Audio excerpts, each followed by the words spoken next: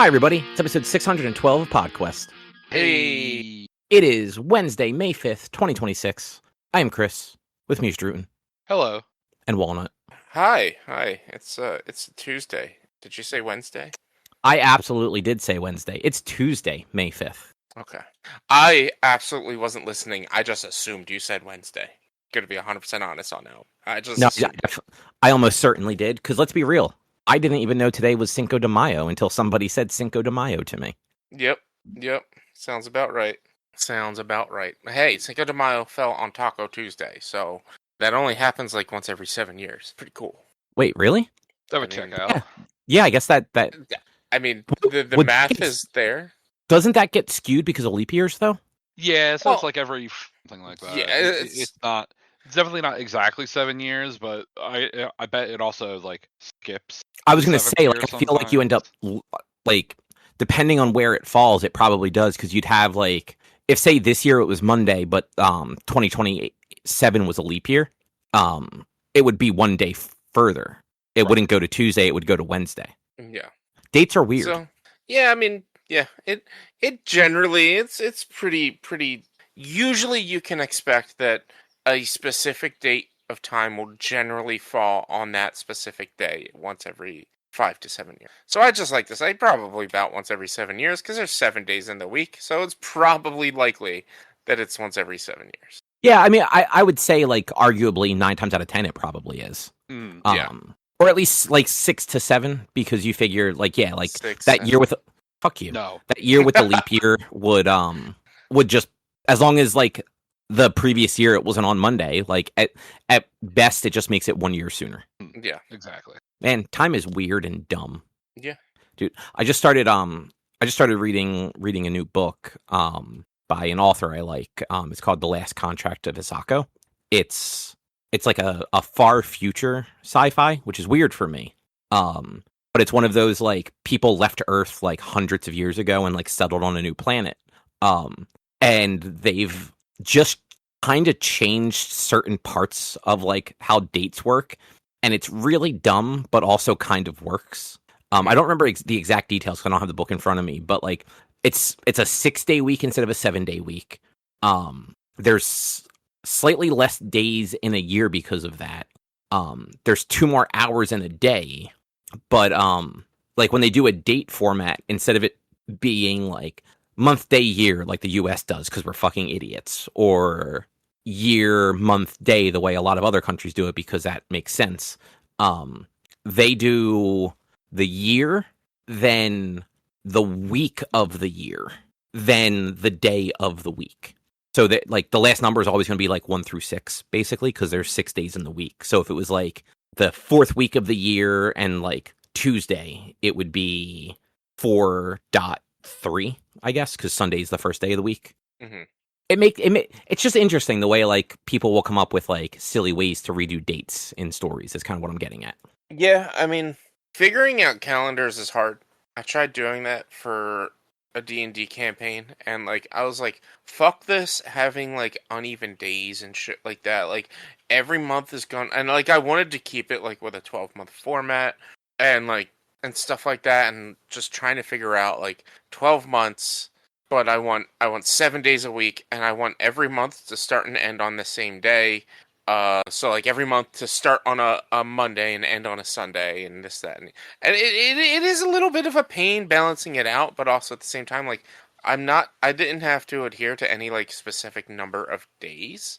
But I wanted to keep the idea of the 24-hour cycle and stuff, so like for some reason I was like, I still need to keep it at 365 for some reason. I don't know why I felt that. That would literally make it impossible. It would. It definitely did. It made it hard, and then eventually I just gave up because I was like, fuck it. None of my players are ever going to ask me exactly what day it is, so... that would be funny if, like, unprompted, like, a week later they did. I would be great. I would have then had to find the calendar if I could and pull it up and be like, oh, well, guess what? I made this. It was on a website. I don't think I ever saved it on any of my Google Drives or anything like that. But it was on a website, and it had it saved, and I could pull it up. And I had a rough estimate as to about the time of the year that it was, because it was nearing winter from when we were playing. It was just after the end of the last harvest, and it was nearing winter, is when we were playing. I bet you Drew doesn't remember any of that, even though I mentioned it a few times. But we also haven't played that campaign in like 6 years. Yeah, that's more why. Yeah, I definitely remember you talking about seasons and whatnot at a point during a campaign, but specific, like you said, it was forever. So no. Yeah, it's been about 3-4 years since I played that game. This is mostly unrelated to the whole date thing. Have you guys ever seen the Weights and Measures SNL skit? No. It's so I don't find like SNL is always all that funny. I think it's actually, so I just looked it up. It's actually called Washington's Dream. This one is actually like legitimately funny. I'm gonna drop the link in here for you guys to watch later if you feel like it. It's basically that like the one dude is supposed to be Washington, and he's got all like his soldiers around him, and he's explaining like all of the things that are going to be different with this new world. And like he says, like we're going to measure things in pounds, and 1,000 pounds or 2,000 pounds will be a ton. And somebody goes, well, what is 1,000 pounds? We don't have a word for that. And like he just moves on. The delivery and like some of just the like it's delivered with such like directness, but all of it is true is what makes it so funny, because like how we do dates and weights and distance and all of that stuff just makes zero fucking sense in anywhere. Yeah. But yeah, you guys should watch that later. It's like 5 minutes and quite funny. But yeah, what else we got? Rich, what's on the agenda? So Drew took place in the King of 94 tournament for Madden 94. Very wrong. Or NHL 94. There you go. Look, it was sports. I knew that much at least. I finally finished my 100% clear of Resident Evil 9, so I'll talk a little bit about that. And Cobb, me and you watched the new season of Scrubs, but also somebody forgot to add this to our thing. This week was a book club week. Oh, you're right. I didn't put that. So we can start with that. Yeah, that is what we're going to start with. Yeah. Because we all should have watched D2, Mighty Ducks. I literally finished it just before jumping into the Discord. Oh, is that why you said, well, I'll be a minute? Yeah. I had like 3 minutes left in the movie or whatever when you sent that message. Nice. Well, what did you guys think of D2, the Mighty Ducks, as far as like getting the team together? I forgot it just jumps right into that shit. Yeah. It's like, here you go. There they are. It was, so here's the thing. As far as I know, I've never seen Mighty Ducks 1. So this didn't hit me as much.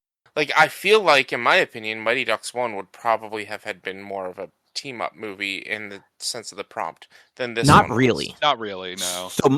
So real quick, I vote that instead of starting a new theme, Rich, we should watch Mighty Ducks 1 and 3. I would, to be honest, they're like 90 minutes. I know, and I'm not saying I don't want to watch it, but I also, like, if I don't like it, it's one of the... So, Drew, your younger brother does not like Back to the Future. I don't like Back to the Future. You're different. You don't like movies. Your younger brother generally does like movies and stuff. No. I believe. But maybe he's gotten to become more like you. He's gotten more like me. He fucking does not watch movies unless, like... Way to infect a whole nother generation, Drew. Jeez. Hey, my dad hasn't watched a movie that's come out in the last, like, 30 years. I believe that. Like, yeah, I'm not surprised. The last, like, recent movie... Okay, I guess Corpse Bride's, like, the last movie he's ever given. That was 20 years ago. Yeah, that exactly. Was 2006 or 7, I think. But what I'm trying to say is I believe a part of the reason why, like, maybe Randall doesn't like it is because when we watched it, he was he was in his early 20s. I was going to say well into being an adult, but, like, he was late teens, early 20s, where it didn't really have as much of an impact as if the rest of us had seen it when we were in our under 10 or around 10 to 12, like, when we were much younger. You know, that is valid. Like, there are definitely movies that I saw later that, like, I just can't stand. Like Nightmare Before Christmas. I think that is such a stupid fucking movie, but it was also never shown to me until I was, like, 20. And that's not to say that I didn't... I'm not going to say that I did not like D2. I was just... Put the fucking girl in the goal! You're not wrong. Like, Goldberg sucks! Yeah. He was on a hot streak at the beginning, though. I thought she played like one of the games. Nope, she literally plays once. Yeah, Fucking time. she's just in the shootout. I forgot about that. I feel like there's going to be situations like that which are put in to build tension for children that for me I'm going to not like. So I will say the first movie is different. So the first movie is generally they are already a team. Like they are District 5. Of like the Pee Wee hockey team in Minnesota. Emilio Estevez's character, Gordon Bombay, is like a corporate attorney who gets like community service stuff after like a DUI or some shit. And his community service, because he had a background in hockey, was to coach this Pee Wee hockey team. That just happens to be like going against like his former Pee Wee team. Is kind of the way it plays out. So this isn't so much building like a team up movie. It's him becoming kind of the guy that we see in D2 and not just I'm a lawyer here just for because the court told me. It literally has this a similar story as D2 does in a sense of for Emilio Estevez's character. It's like in the first one, it's going to be about he's there because he has to, and then he finds love for the kids and finds joy back in life, and for Charlie's mom, and breaks his corporate bonds. Whereas in this one, he kind of falls back into those corporate bonds, and he's there for the money, but then it clicks, and he's not there for the money, he's there for the kids. Yeah, the thing I'll give it credit for is none of these movies do, and actually I might be misremembering 3 a little bit, so I'm just the first 2. They don't really lean heavily into the just like classic misunderstanding trope that a lot of like movies like this and rom-coms and shit like that do, where it's like the kids saw him on a date and they just all started acting like assholes, like because that kind of happens at the beginning, like, but he also actually does start acting like an asshole and kind of pushes the kids to do that stuff. Yeah. It's not just if anyone would have stopped and had a conversation, it would have been resolved. It's like, no, like he was actually he got too full of himself and he needed the old man to kind of like remind him why he's doing what he's doing. Oh yeah. Yeah. He like to be he wasn't much of a redeemable character throughout the movie. And like even at the end, I was like, he still kind of sucked. Like he still sucked. Yeah, I would say he's a better coach in the first one, for sure. Because I feel like this one, because this movie, there's a lot more of, okay, well, we have to catch you up on the characters from the first movie. We're also adding a whole bunch of other characters and this, like, travel plot. And all of these new characters we added have their own issues they have to overcome. That some of the narrative had to take a little bit of a backseat and get rushed a little bit. Yeah, the poor girl's narrative of I just want to play hockey and she doesn't get to fucking play hockey. Yeah. Yeah. Like that was the whole movie. I'm like, put her in. When's she gonna play? Why isn't she playing? And she gets the big moment where she gets the one save. Her one thing she does the entire movie. And I'm just like, come on, this was dumb. Like, honestly, to me, it would have been better. Because as they're getting into the shootout situation, I'm like, if she were playing, they probably wouldn't have gotten into that shootout. She probably would have had more saves. Like, now I'm not like a hockey know-it-all. I don't really know hockey very well. But also, like, watching, especially that last game and how Iceland was playing, there was a lot more fouls that Iceland should have been being called on that they weren't being called on. I'm also pretty sure what's their faces? Volton and Portman. They did not get a penalty for clotheslining the guy. Yeah. They got a penalty later, but they did not get called out for literally like clotheslining the other player. Yeah. And also the one Iceland player that literally broke a stick over Banks's arm should have been ejected from the game, not intent to injure. Julie pushing the two guys, intent to injure. Yeah, exactly. That guy should have been ejected from the game, if not the entire tournament. Was it not intent to was it not intent to injure because he actually did injure him, so there's no intent, it just happened. Literally so stick over the kid's penalty wrist because you were successful. Yeah, it's like because it's like the first game against Iceland, the misunderstanding of he accidentally knocked over the ref gets him removed from the game, whereas the other dude bashes his stick on him, and oh, he's fine, he's still playing.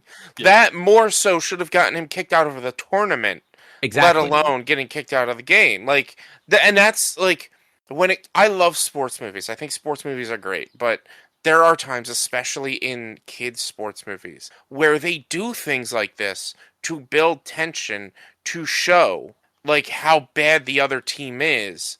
But like when you watch it and you're an adult and you're like, oh well, none of that would have actually gotten by in a real tournament. And it does get like, you have to suspend disbelief. Like, look, it's already crazy. He's 29 and he might go to the majors, but still, like, you have to suspend a lot of disbelief when it comes to watching a kids related sports movie.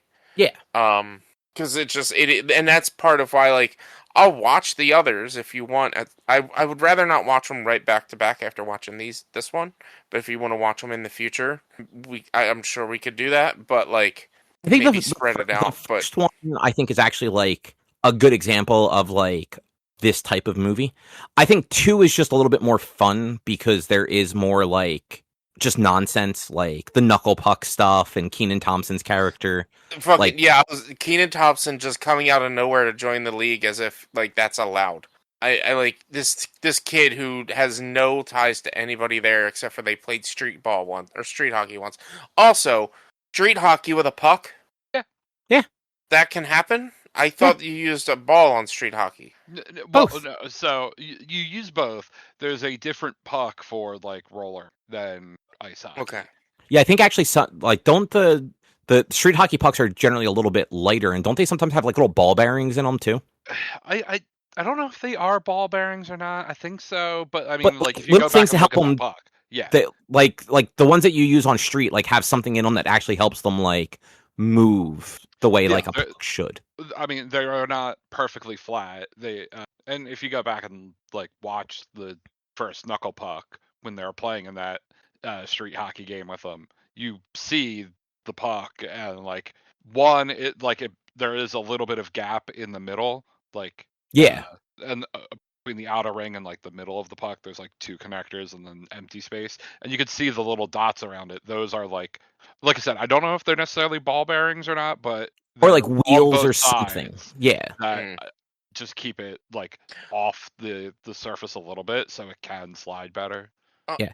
Now, Rich, what did you think of Foggy Nelson? Who?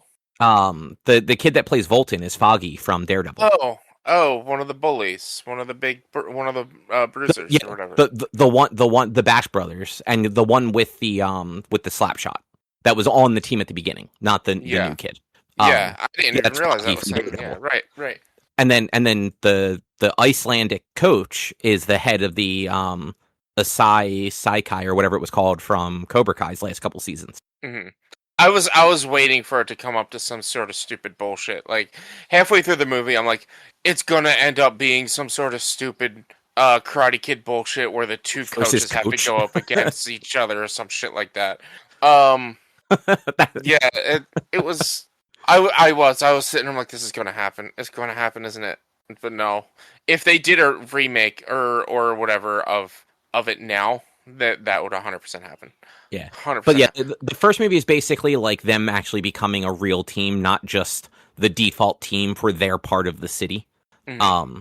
And then the third movie is after winning the junior Goodwill games, they all get offered full ride scholarships to like a prestigious like prep school in Minneapolis. That's right. Okay. Everybody except for what's his name?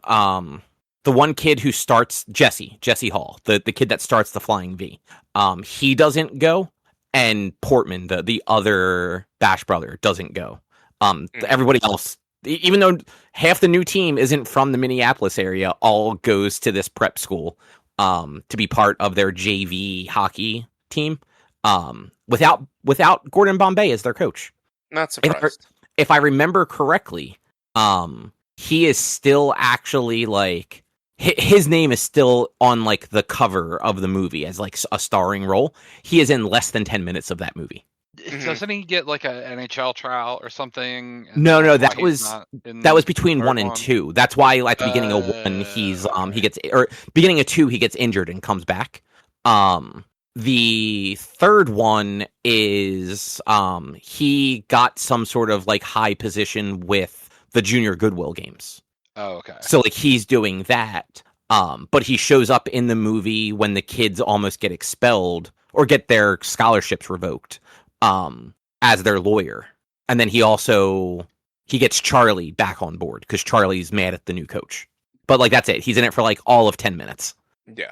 But at that point in like in the mid 90s, like he was the name for that movie. Like none of the kids were like actors. Like 3 years later, it would have been Joshua Jackson who plays Charlie, because he would have been on Dawson's Creek at that point, and he was like a household name as Pacey. I'll have to take your word for it. I don't know any of these names. I barely know Emilio Estevez. Man, when I saw Kenan Thompson, I was like, oh, I know him. He's young. And that was it. Yeah, actually, I don't know. So the first movie, Danny Tamborelli is in it. Right. Because not the entire original team is not in this one. Most of them are. But it's like Danny Tamborelli and his character's sister aren't in it. And I think there's one other character that doesn't come over. But if I remember correctly, too, him and his sister were the figure skaters in the first one. Like, they recruit them after seeing them doing figure skating, and it's basically the sister made the little brother do figure skating, so the brother then makes the sister play hockey. Mm-hmm. They're fun movies. They're stupid, but they're fun. Yeah, they're fine. It was fine. There's more suspension of disbelief, I think, in this one than this first and third one.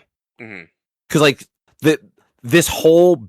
So, like, the first one is literally just, like, a Pee-wee hockey league. Like, it's just, like, the people in the crowd are just the people from the town, and, like, they're all parents and relatives and shit.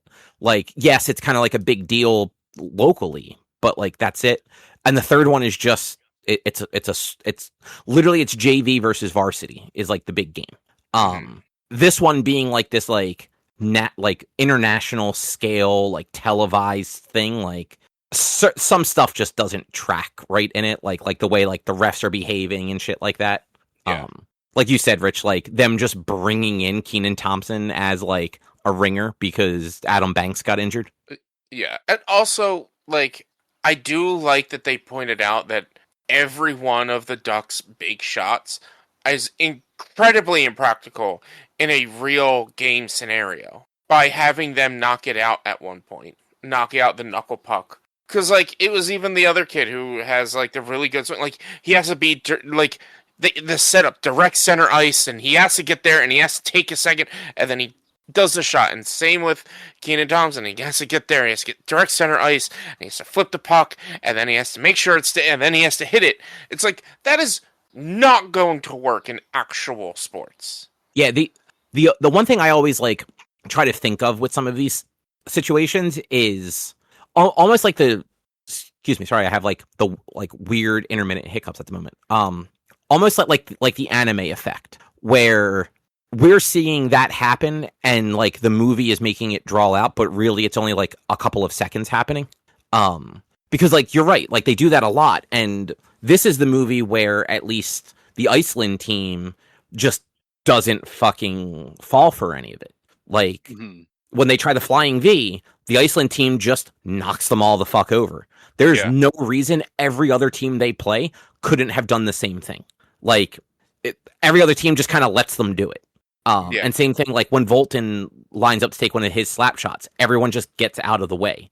Like, it's partially a joke in the movie because, like, when he does get the shot off, it's, you know, it shatters the glass if he misses.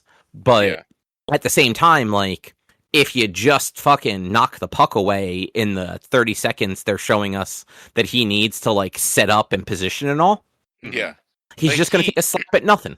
He straight up projects what he's doing. Like, he gets in center ice and he's like, come on, let's go, I'm here, and hits the ice. Like, while you're saying that, one of the defenders, who I'm sure isn't doing something, can just be right on his ass, like literally cover him. It just, yeah, it was impractical. But yeah, I think the movie was fine overall. It had its moments. I I think I probably would like the first one a little bit more because it's a little bit more rooted. Yeah, And like there's still some silliness in it. Like Volton still does that shot, but at that point they're 12-year-olds playing against other 12-year-olds. Like that's yeah, well, like yeah. the idea of a world tournament of pee-wee hockey, like that, just that like that goes a little overboard, to an extent, and to how, like, these kids were away from home for weeks, at least 2 months. It seemed like. It was probably more like the Olympics are 2 weeks. Yeah, I mean, maybe 2 weeks, maybe more though. Like it, they I had don't think it was that long. with a double elimination tournament. That takes a while. I A mean, double elimination sports tournament where like they're kids, so they can only really play once a day at best. sure, Or, but like there, depending how many teams there were, it might only take 2 weeks. Teams are playing every other day. yeah, I mean, let's see. We had Trinidad and Tobago, we had USA, we had Iceland, we had Germany, we had Italy, Russia.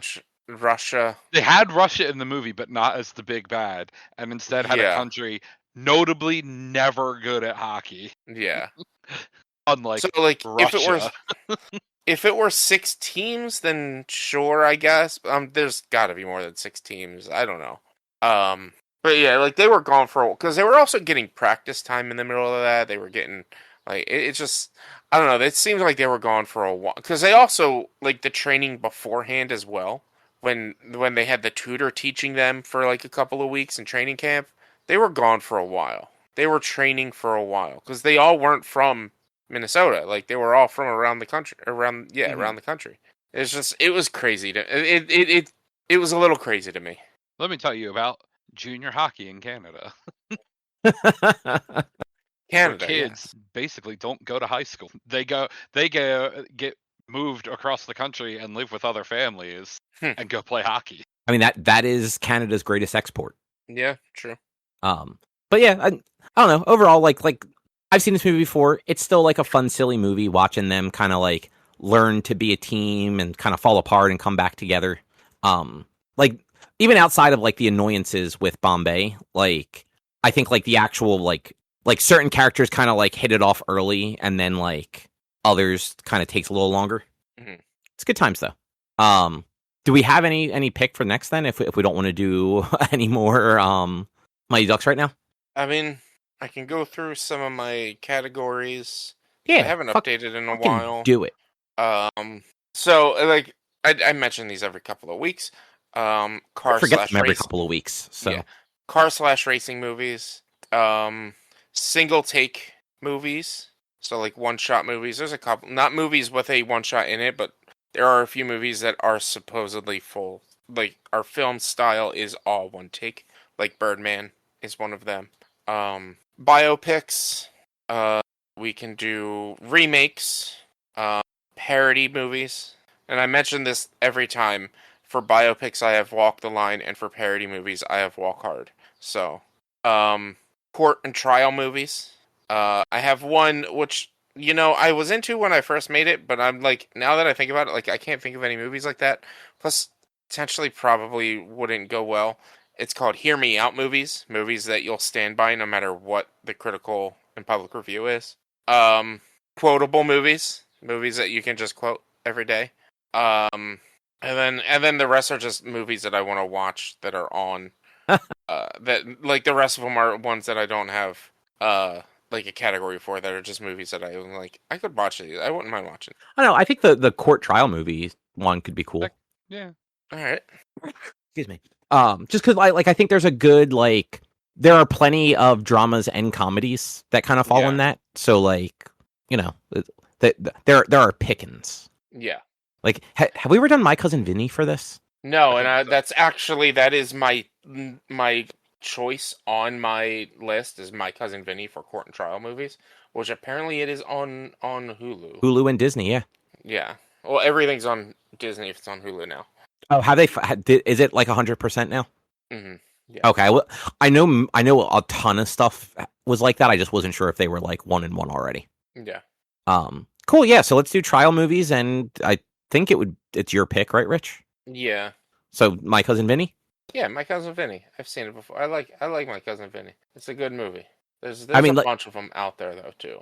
I mean that movie has like some of the most memorable stuff in it, so that's a good pick. I mean, this could also be part of quotable movies. Like, it's got some of the best quotes of any movie out there. That's fair, but cool. So in 2 weeks we'll watch My Cousin Vinny, and then Drew, it'll be your pick if you have a court trial movie. Okay. Cool. Moving along. How was Canada? It was fun. Me and my One brother hockey drove thing up. to another. Yeah. We drove up Friday, left at 7 a.m., got to Toronto at like 6 p.m., 5 p.m., something like that. That's not bad. Friday night there was like some side tournaments, a 2v2 tournament where they've modified the ROM to make it. Both those systems have multi-tap things where you can play 4-player games. I think only sports games really ever worked with it. And they've modified to make the ROM actually work with only 2 skaters on the ice for each team. And one guy even went so far as to modify the ROM with like everyone's like usernames and jersey numbers that they picked for Team USA and Team Canada. And we do a little tournament with all USA versus Canada, and USA won. Nice. And then there were other side tournaments like there was ice hockey, NBA Jam, and RBI baseball on NES. I played in the NBA Jam. It was NBA Jam Tournament Edition on Super Nintendo. I lost in the finals in that. Wow, on the Super Nintendo. Yeah.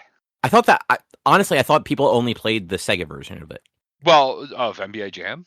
Oh, I'm sorry. I missed that you said NBA. Well, so that was for NBA Jam. And no, people for the King of 94, there's so many people, the Super Nintendo and Sega Genesis versions happen on different days. But a lot more people play Sega than play Super Nintendo. At this point, you're playing like a ROM of it, right? Well, no. For this, we are playing OG game on stock hardware. Really? Okay, so it's not like, so I know like you play like online like versions of the game where like updated rosters and shit like that. So this is just like legit the original game. This is the original game on original consoles, on CRTs that people bring. That's pretty cool. You know, whatever controllers people want to use that they can make work on whatever systems. But let's see, there was 47. So I played in the Genesis tournament on Saturday. How'd you do? 47 people split into 9 groups of either 7 or 8 to make that work. I was in Group A with the 4-time defending champion. He's the only person who beat me in the group stage round. So I went 5-1 in the group stage. So that got me. So they have the people split into groups. After you play your round robin game, they then split up the tournament into 3 brackets, depending how well you did. The best players, usually the players that win 4 or more games in their group stage, go into the King of 94 bracket. The people who won 2 or 3 games go into the Duke of 94, and then the people who won 1 game or no games go into the Puke of 94 tournament. And those tournaments all happen like simultaneously, but you know, self-contained. I won my first round playoff matchup in the tournament, but then lost in the second round. It is double elimination, so I went into the losers bracket, but lost in potentially the first time that a game ever went the full 10 minutes of overtime and had to be restarted in the live tournament play. But I lost to the guy who finished second in the tournament like 2 years ago. So okay, I tied for 9th place overall with the other people who got knocked out in like that round of the losers round. I'm sorry, out of how many again? 40 something? 47. 47. That's actually pretty damn good. Yeah, I mean, top 10. Yeah, for sure. It was better than I expected to do. I forget, there is like an official world rankings that they have in the Discord and all. I definitely beat someone that was in the top 20, and then like people that were in the top 20, in the top 30 on top of that. So Was it Pretty- hard to go back and play like on the original hardware, like not with updated rosters and stuff? No, not really.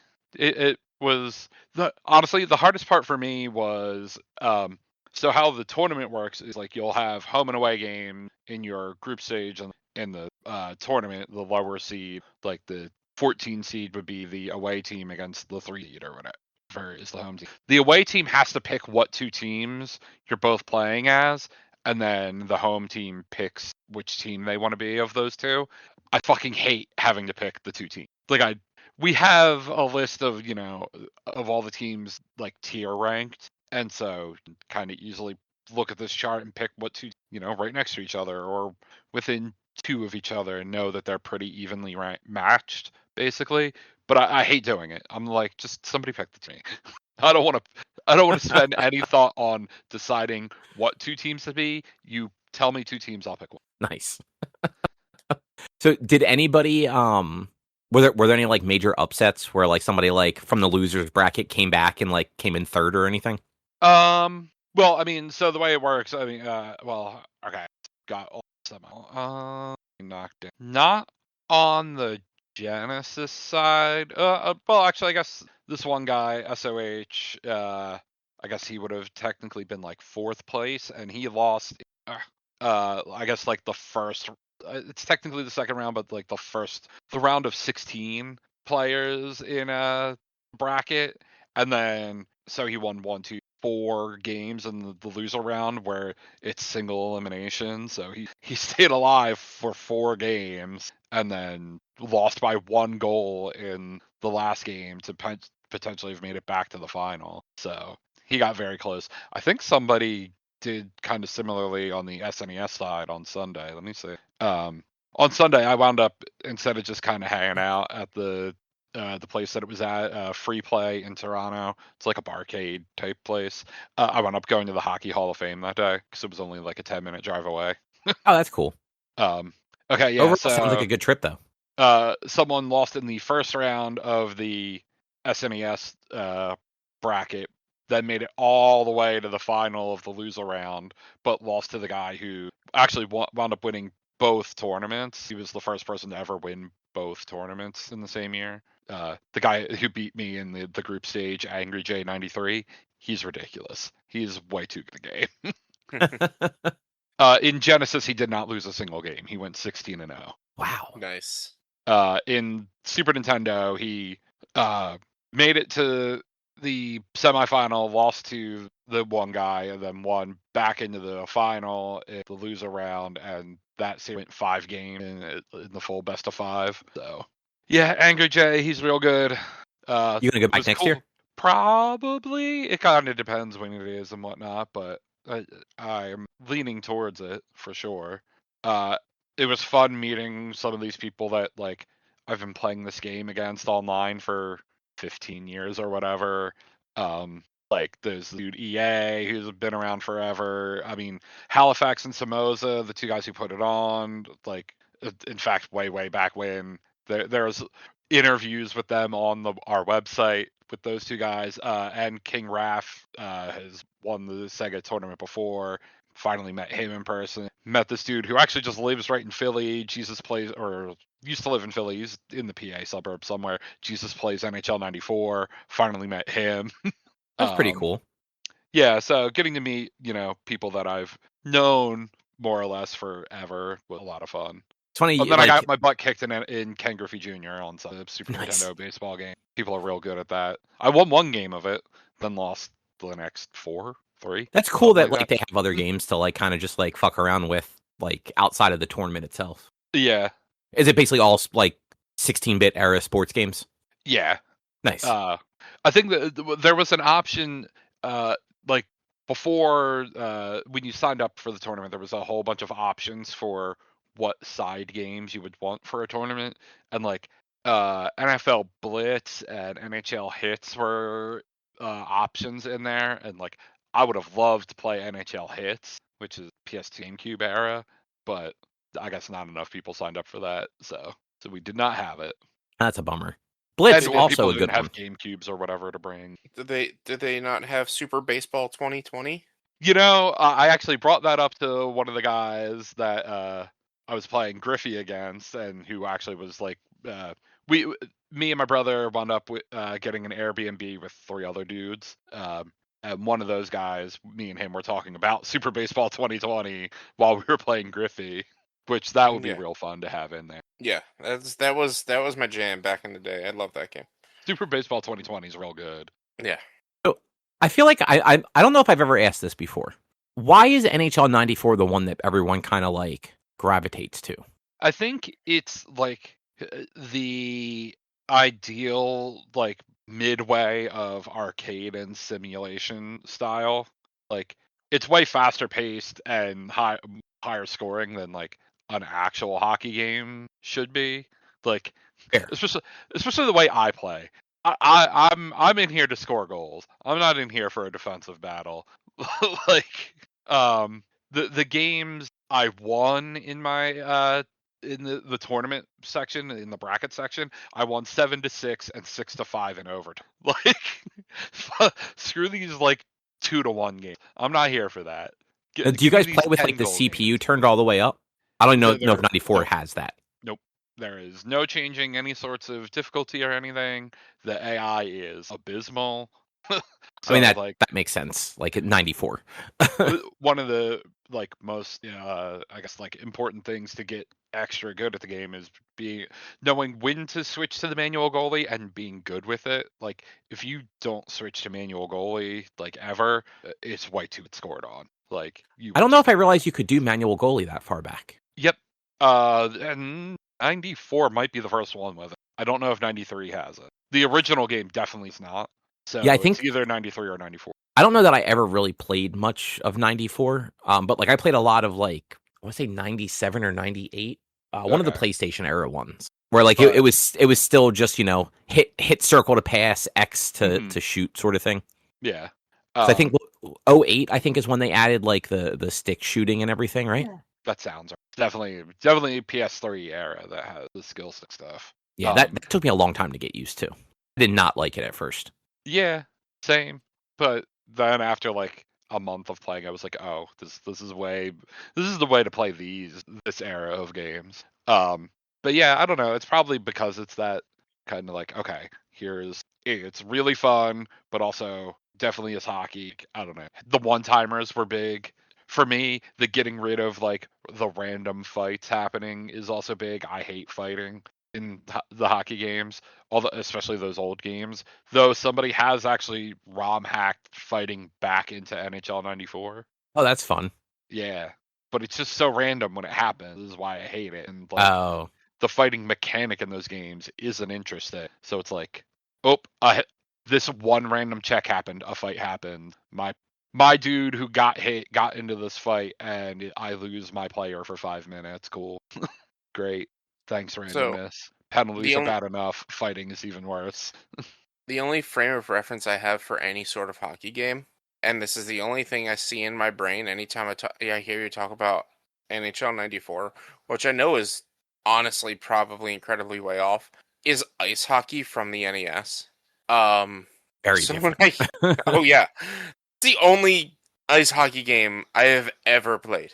So anytime I hear you talk about NHL 94, I'm like, oh, ice hockey. I played that game. Yeah, I mean, definitely different. Although ice hockey has manual goalie control, technically. Like, you have to control that goalie in ice hockey. Mm-hmm. I mean, ice hockey's real good. It's like all big, and you just hope for the best. So, like, I was not in that ice hockey tournament on the Friday night. But there was a lot of discussion of what is the proper meta for your team in ice hockey. And I don't think we came to remotely close to a consensus on it. I always like to go all mids, but I mean, obviously, like that's giving you like the most balance, I guess, as far as like speed and toughness or whatever you want to call it. Yeah. I don't know. I feel like one of each makes the most sense. What are you doing with that fourth guy? You going the second fatty? Oh shit! In my head it was 3v3, not 4v4. It's 4v4. Yeah. Probably, you know what? Then probably like one small, one big, one medium, or two medium. Yeah. Yeah. Because this way, like you have the big one, you have the fast one, but then you also have two mids that should, in theory, be useful. It's been a long time since I played original ice hockey. Same. Nice. Well, it sounds like you had a good time. Yeah. They do a very good job running it. My brother does commentary for the vast majority of the time. Did you end up doing any? I know you said you might. No, I wound up not. I thought about it. There was definitely a couple times I could have, like when both my brother and the other guy who normally does, this one guy Husky, who very cool guy. Those two normally split off doing the commentary, and there were a couple times they both had to be playing. But yeah, and I just wound up not feeling like jumping on. I was tired most of Saturday. Because I had gotten up at 4 a.m. on Friday to get to my brother's to get on the road, and like my voice is tired. I don't want to have to be on any more than I already am with playing. Understandable. But my one tournament game, the bracket games that I won were on stream. So nice. It's on YouTube, NHL 94's YouTube channel. It'll be in there somewhere on the Saturday stream. Yeah, there are long ass streams, so but yeah. It's kind of like Games Done Quick and stuff like that. Like it's just hour-long streams you have to like scrub through for something specific. Cool. Well, I guess should we move along? Yeah. Rich, how do you feel now that you beat Resident Evil 100%? I feel good. I was also a little sad because it was over. But I feel good. Let me tell you, that game is so much easier when you have unlimited ammo and you're allowed to heal. So much easier than anything else I've ever experienced in my life. You don't say. Was one of the achievement things to play the game without healing? Yes. So okay. the main challenges were beat the game, obviously. Beat the game on classic mode. Beat the game on insanity. Play it without using any blood. Play it without using any healing items, beat it in under 4 hours, and then the last one was complete the secret puzzle. So beating the game, not a problem.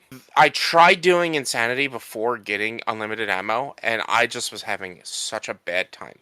The way you have to play in insanity is so different than the way you have to play the rest of the game. But however, I think now that I've done my no-heal run, I could probably do insanity a little bit better. I just don't want to run through some of the sequences again in insanity. Because there's a few sequences in the game that are just like, they really didn't need to throw this in here, and they could have just made it a cutscene or something. So like, I did the no-heal run. The no-heal run took me the longest to do out of everything, obviously, because like I had to keep retrying certain scenarios, and that was also like after I beat it, I was like, all right, I'm just gonna play on Sundays, and then I took a month off on Sundays because of being pretty much sick every Sunday. So I took over a month off, and so when I jumped back into it, I almost restarted my no heal run, but decided to go for it anyway. And it's like up to a certain point of the game, it's actually hard. And then it gets easy. Like, when you get to Leon's portion of the game, the later half of the game, it's actually not that hard to do the no-heal run, because, like, it's all based more on action and just, there's auto-healing, or auto-saving, not auto-healing. There's auto-saving, there are auto-healing, sections, and it's just, like, it's easier and quicker to do, because it's, like, figure out the pattern of killing all the enemies and then go. And then with the way the game gives you loot drops, like if you have a bunch of healing items in your pouch, they're not going to give you more. They're not going to give you any more healing items. They'll start overloading you with ammo and shit. And so, like, after a while, it got really easy. I know I went into a certain couple of parts, was like, I need to make sure to have X amount of health and this much amount of health and stuff like that, just because I know what's coming up after it and what I could get into. But overall, like, after you reach, like, halfway through the game, it's actually, the no healing is very easy, because, like, it's just, you have a lot of ammo, really. You should have a lot of ammo to be able to kill everything. It's just, like, the intro, the beginning sequences, and doing all the stealth stuff, because although Grace gets a form of stealth kill, it's very limited on how often she can use it, because you need to be able to craft it.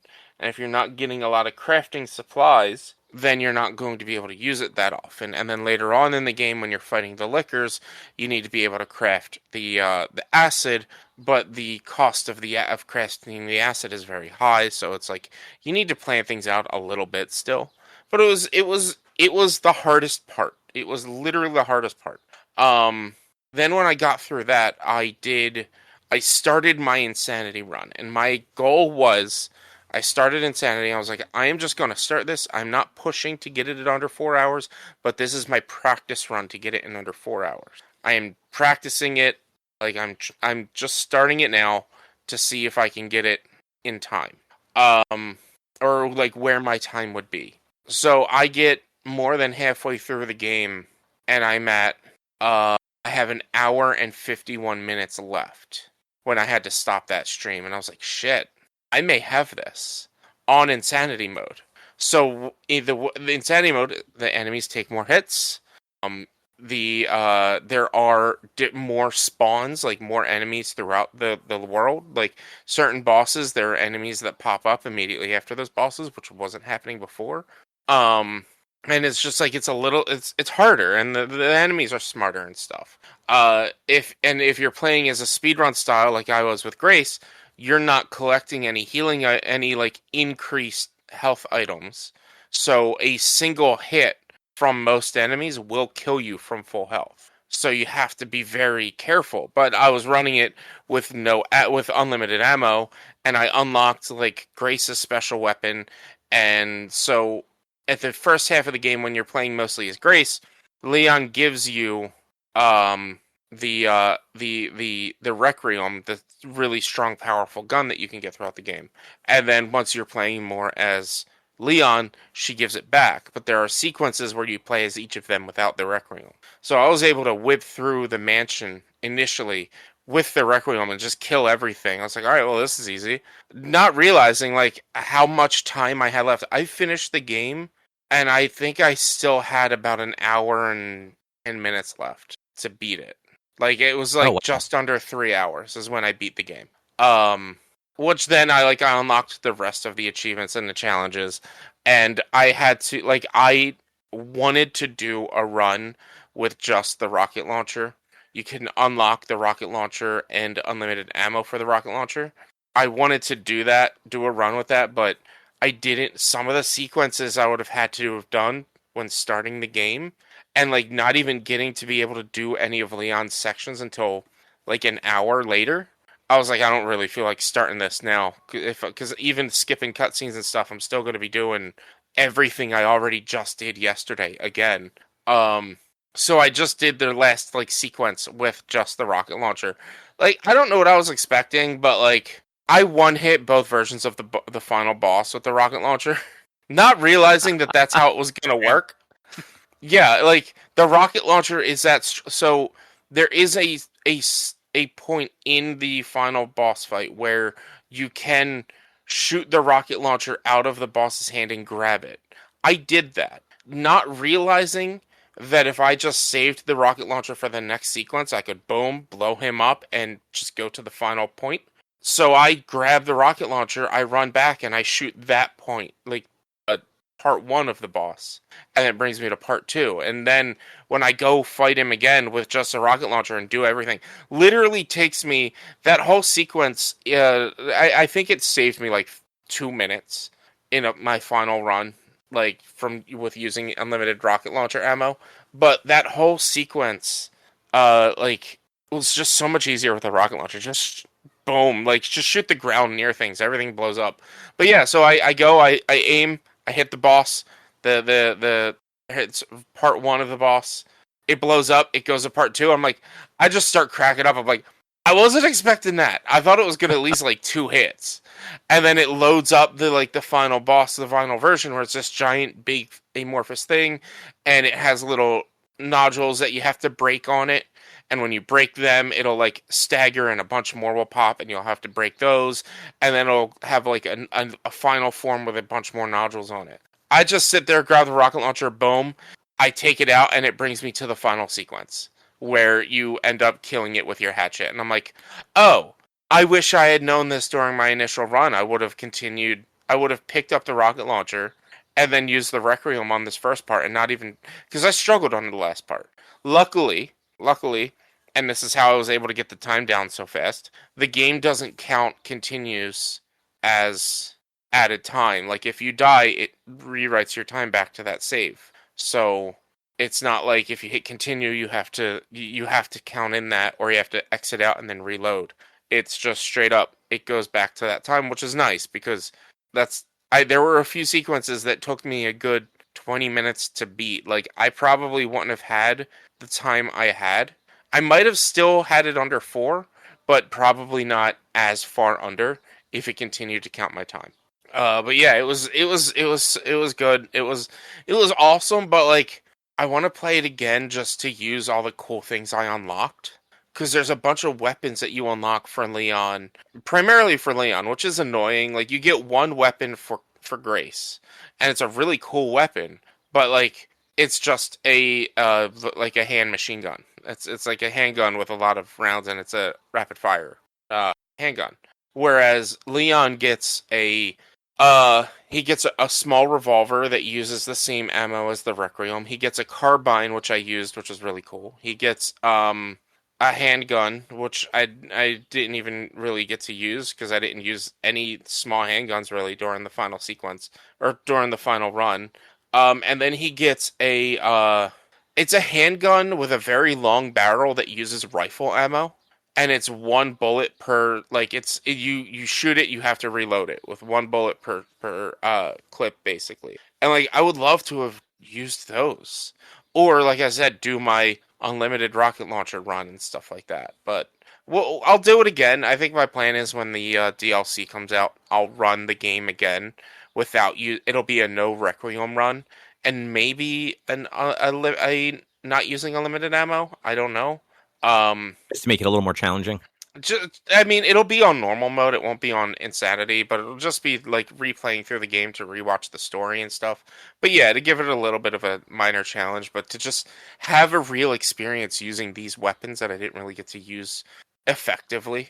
Actually, so question like, and this probably pertains to all Metal Gear or Jesus, Metal Gear. Sorry, Resident Evil. If like so, with the whole like beating the game in under like a certain amount of time. Mm-hmm. Does that take into account like cutscenes and all, or do you have to skip those to stay under time? You have to skip the cutscenes. It counts cutscenes, Oh, so you have to skip them. Interesting. So, okay. Yeah, I mean that's how most games do it. Like if you don't skip the cutscene, then like your time is being added as the cutscene is running. Yeah, So I personally don't know that many games outside of Resident Evil that have like an achievement for like finishing it in a certain amount of time. That's the only reason I was asking. Like I didn't know if like they paused the in-game clock when cinematics were happening. Well, I mean Metal Gear also. Metal Gear Solid 1 definitely had I forget which thing you unlock if you beat it within like an hour and a half, but there is definitely a thing for Oh. Metal Gear Solid 1. And what was it, 4 Sons of Liberty or whatever? The one that had an hour and a half cutscene. Yeah, like the beginning of the game was like an hour long or something. Uh-huh. That also end, like you had to skip those cutscenes because like you could beat the game in under 3 hours, but that game was like a 15-hour game. You could beat it without speedrunning it in under 3 hours. It was just the cutscenes. It had like 18 hours of cutscenes or some shit like that. Yeah, it's like most games will count like even like if you pause the game, that will be added to your time. Like you're not. I know a lot of RPGs do that because I remember back in the day, like you just like pause like Final Fantasy VII because you weren't at a save point, but you had to go have dinner or something, and like while you're gone for 2 hours, you come back and like those 2 hours have added to the game clock. Yeah, so. It felt good to finally have done it. It felt good to be able to uninstall the game from my hard drive. It felt really good beating the game without using any healing items. Luckily you don't have to defeat the final boss, you just have to do the bad ending, which thank God, because there's no way I was going to defeat that. Well, after a while I actually learned how to do that final boss. But thank God, because like that final boss is a pain in the ass. Without healing. Yeah, it was. I'm happy. I'm happy. I can't wait for the DLC. They haven't really announced anything for DLC yet. But the game literally just came out still. So, It's just I thought I saw or heard something about some sort of DLC something, but I don't know. So maybe next year or the year after we'll get something for it, and I'll replay it through again. But for now, I'm done with Resident Evil 9. I'm happy sad because like I really enjoyed the game, but like I have no other reason to play it because there's no like other challenge modes or anything like that unless I wanted to do a real attempt at um hardcore or insanity, but I wasn't enjoying myself the first time I went into it, so I don't know if I'm going to enjoy myself this time if I went to it. I muted myself and forgot to unmute, so I've been talking to nobody for 40 seconds. Okay. I was very confused by no one was responding. Ben was barking, so I muted for a second while he was doing it. He's allowed to bark. Oh, I mean, I wasn't like stopping him. It was just he got up and I knew he was about to bark, so I muted. So I asked, are you glad that you like went through the trouble of getting 100%? Yeah, I'm glad I did that. Like, that's one thing I'm actually, like, I'm going to start doing, is especially on games that, like, I get at launch or games that I really, really like, I am going to pursue getting a lot of, if not all of the achievements if I can. It really also depends on, like, the level of difficulty on getting all the achievements. But, like, I do want to try to do that more. I feel like, I there are times I just really enjoy doing some of the challenges that they put forward. But B, like it's also just like kind of a cool gimmick for stream is like achievement hunter kind of stuff. But yeah, I'm glad I did it. I enjoyed the game. I knew I was going to do it for this. And I'm glad I did it. It was the one that like honestly I thought was going to be the worst was ended up being the easiest was the no heal not the no heals the speed run. I thought even with unlimited ammo the speed run was going to be tight, and I'm pretty sure somebody told me like they did it similar to me. They did the speed run on Insanity, and they beat it in just under 4 hours. Whereas like for me, I had a whole other hour left. So like I was like I don't know how, and they beat it so much more rapidly than I did. Like I hadn't played the beginning of the game in over a month and a half, and I missed stuff. I forgot where stuff was. I didn't know the answers to puzzles, but if you have collected all of the notes, like you have them every subsequent playthrough as well, so you don't actually have to collect them again. So you can just check your files to see the code solves. So like I remembered enough of the game to where I could get the code solves. Or like enough of the game to where I knew where to go quick enough, and like I had seen some like possible potential speedrun strats and stuff like that.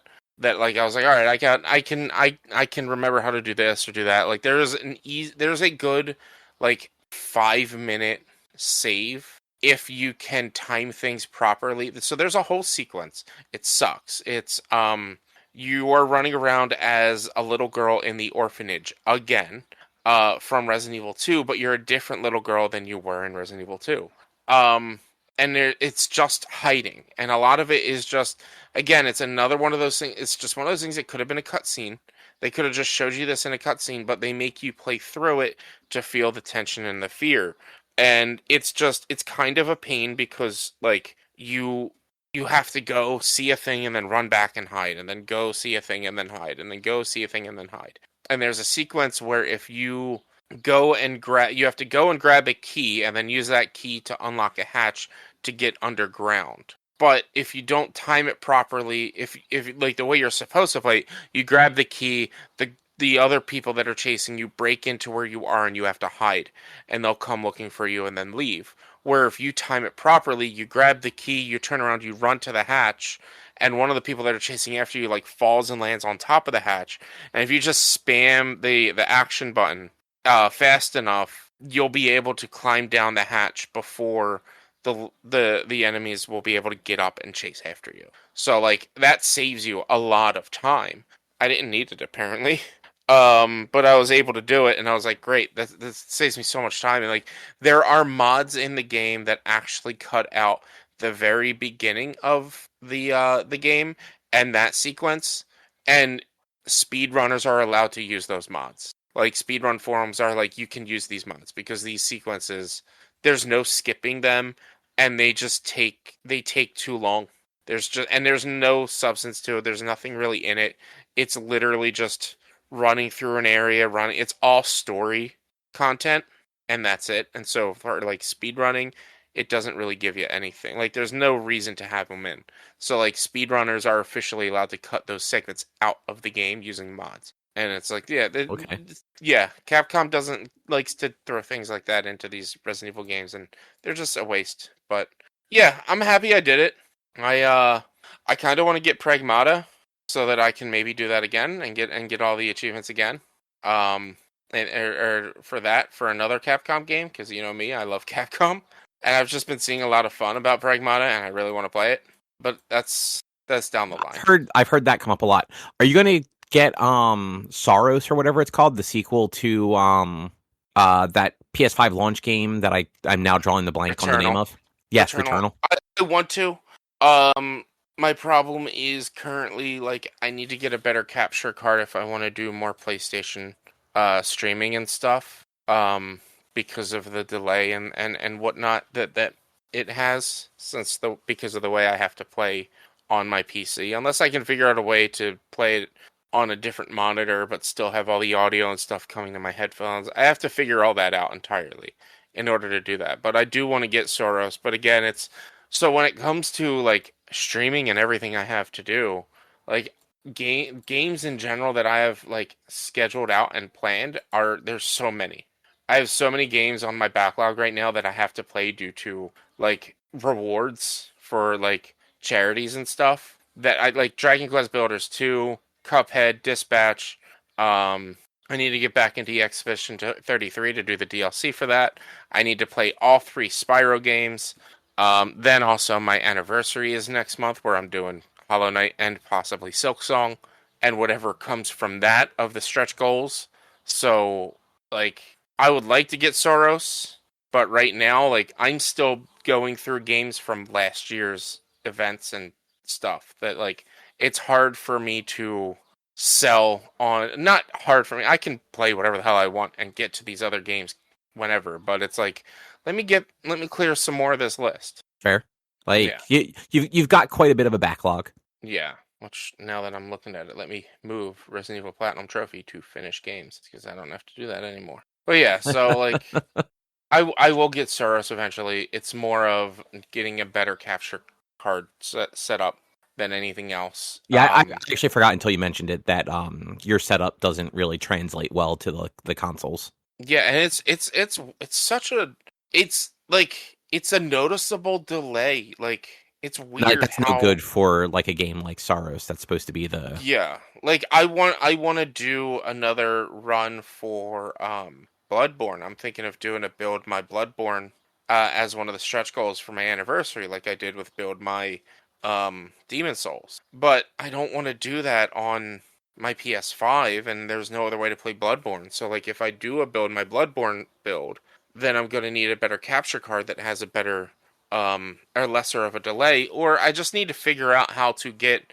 2 sets of audio coming into my headphone. Audio from an external monitor and audio coming from my PC itself. Like I need to figure out a way to connect those both together so that I can hear all the audio, so I can hear the stream audio as well as the game audio. Out of curiosity, just because I don't understand this, why do you need to hear the stream audio? For sound alerts and stuff like that.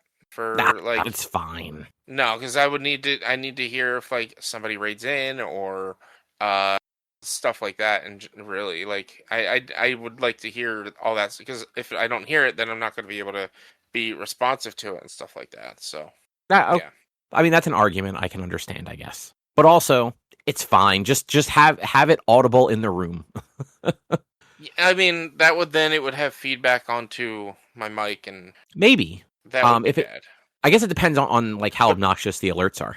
But also, I don't have speakers in my house at all. Everything I have, the only speaker I have is my soundbar for my TV. So my computer doesn't have any speakers. Everything I do is on headphones. Interesting. Yeah, I literally wear headphones 24/7, pretty much when I'm home. There's almost never a time I don't have headphones. Huh. I don't know that I could do that. I mean, most of the time they're earbuds. Even that, I do wear earbuds a lot of the day, but like every like hour or two, I actually have to take them out. They're over the ear earbuds. They're not like iBuds, whatever those are Oh, fucking they're not called. like sitting inside your ear sort of ones. Yeah, no, they're over the ear ones. I can't do the sitting in the ear ones. They're over the ear ones. So like they go into the ear, but they also sit over the ear, and it's more comfortable because it doesn't feel like it's pulling down. It's held up there. So yeah. Oh, yeah, I've never had an issue with it feeling like it's pulling down. I just get like I don't know, like my ears just kind of get irritated having like the stuff on them after a while. I get you. Yeah. Let's move on. Yeah, I was gonna say, should we move on to Scrubs? Yeah, let's talk about Scrubs. So Um, is this your first time watching all of Scrubs?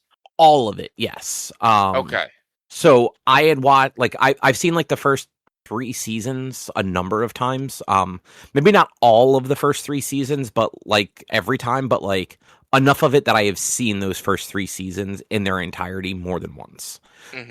Everything past season 3 is like spottier. Like there are episodes that I've 100% seen, and other ones that like I was definitely watching for the first time.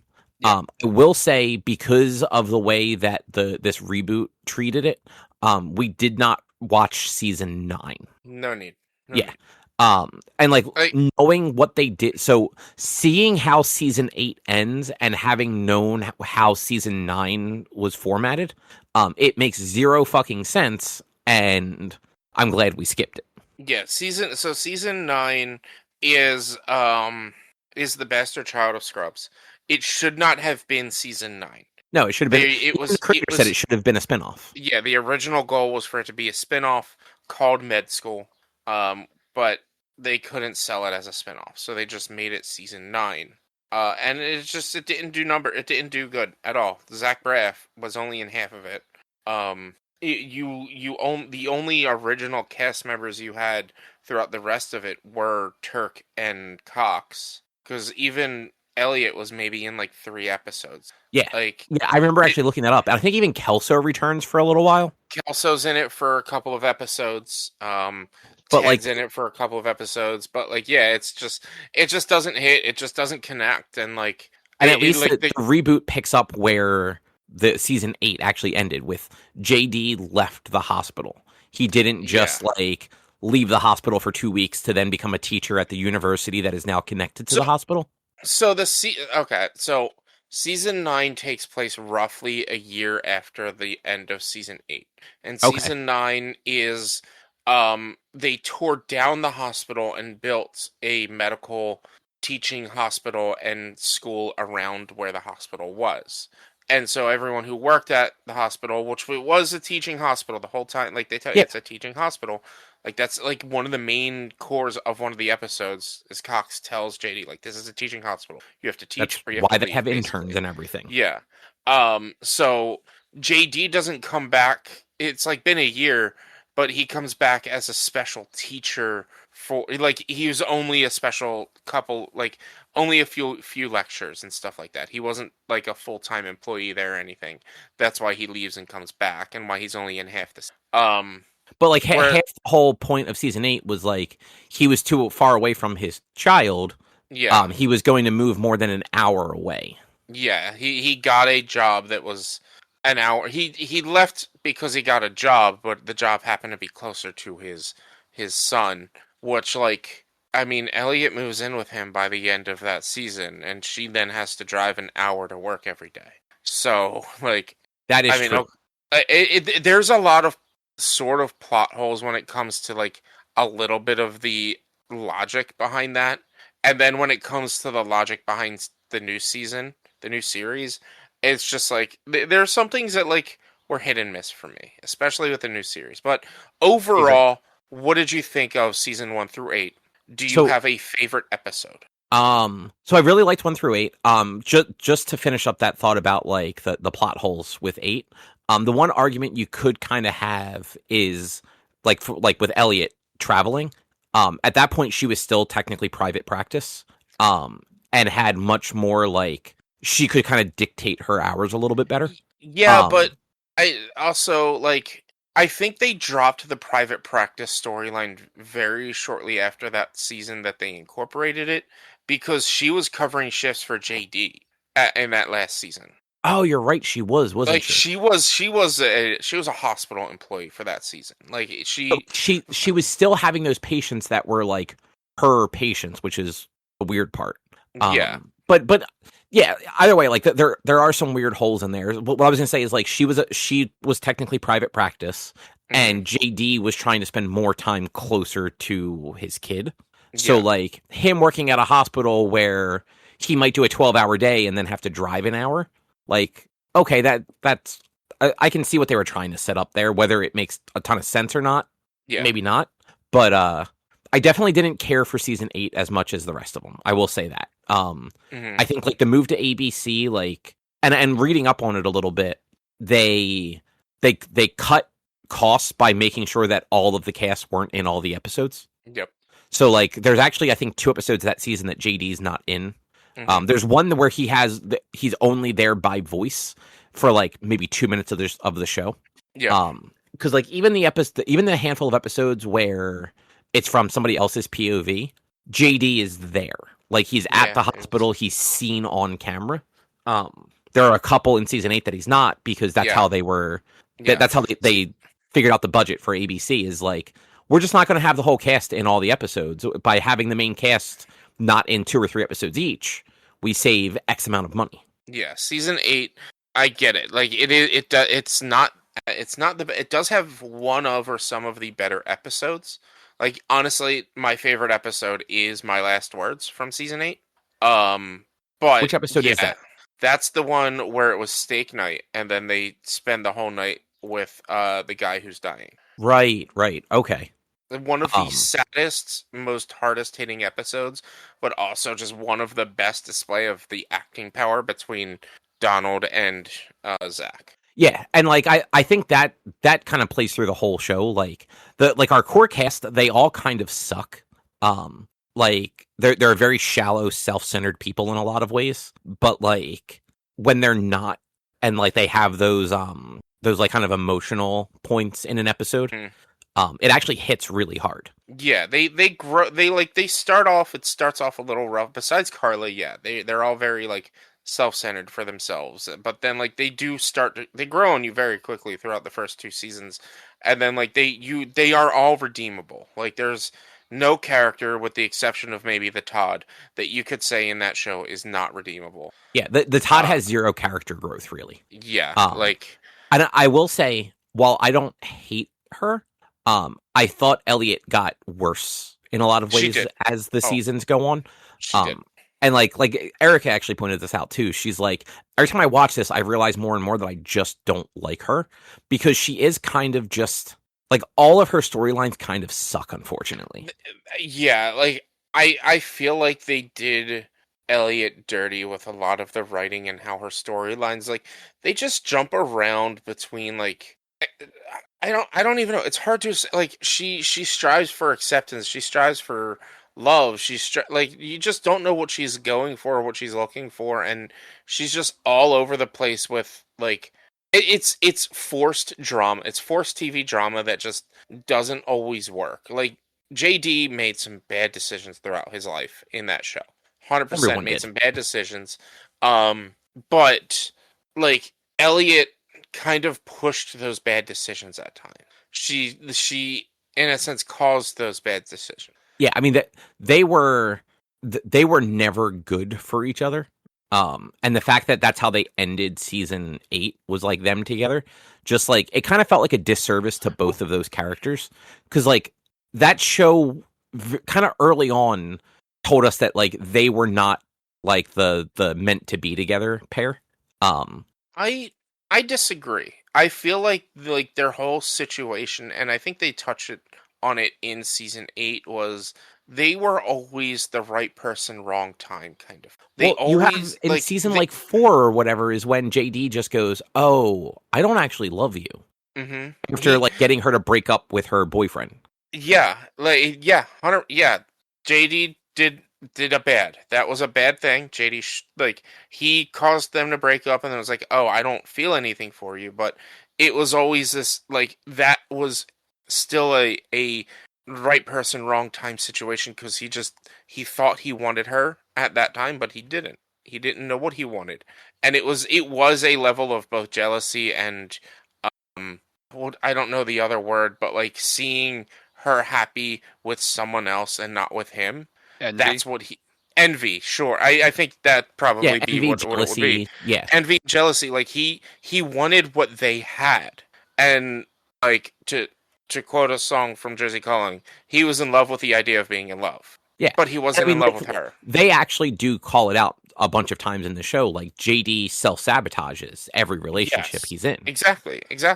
But then, like, it wasn't... He had to grow. He had a lot of growing to do. And he didn't start doing that growing until basically he got Kim pregnant and then she left him. That's when he, like, started to become a little bit more of an adult. That's true. And, like... And throughout the series, they even, like, try to push him to, like, grow up and be an adult. And he does. And, like, to be honest, I hate to say it, I think Turk is a bad influence on him. Because anytime he's around Turk, he devolves back into, like, childish ways. But, you know, at the same time, like, they do actually, like, call it out at one point in the series.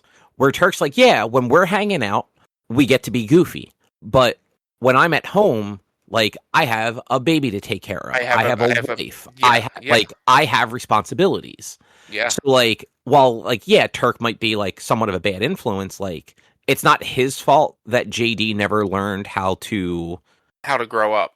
Yeah, how to be a responsible adult and also be able to hang out and have fun with his friend. And I think that is in line with part of, like, his upbringing with his father. And you don't really hear a lot about his mom, but you meet John Ritter twice? At least once. I know once, and then the episode he was supposed to be on, the episode that his dad he's told his dad died, John Ritter was supposed to be there and passed away suddenly, like a few days before. That was like he didn't have a good fatherly figure, he didn't have a good parental figure, so he was never actually like he had to be a grown-up for his younger brother, but then... No. That his Dan's older. He had to be a grown-up for his older brother. But then, like, he was just always a kid because he never had that good adult. And that's why he looked up to Cox so much. Cox was such a good mentor figure, but Cox was also not a great adult and not a great person to be around at times. Which he also tells him all the time. Yeah. Like, he flat out says, you should not look up to me. I am a fucking disaster. Yeah. And, like, again, Cox, he grows. He becomes very redeemable throughout the series. Like, and he does the whole tough love. And it's like, every character, honestly, probably with the exception of JD for the most part, every character grew. JD does grow by the end, but, like, he grew the least. Yeah. And he's still very much JD. But, like, by the end, it's, for me, like, how I got on this whole rant was, like, he eventually did realize what he wanted was Elliot, and Elliot wanted him. And it was always just a right person, wrong time. And it's like, it was the love story that was being written for the whole 8 seasons. I personally was very annoyed at the fact of what they did with the new series, initially. Well, so that is what I was going to say, is, like, I don't think that they should have ended up together in season 8. Like, that's just my personal opinion. Mm-hmm. But the fact that they did end up together, I feel like it's almost a disservice at that point that they broke up between the two series. Yeah, and to finish up about the original, though, I genuinely enjoyed those 8 seasons. Not every episode was, you know, fantastic. There are a lot of things that just would not fucking fly anymore.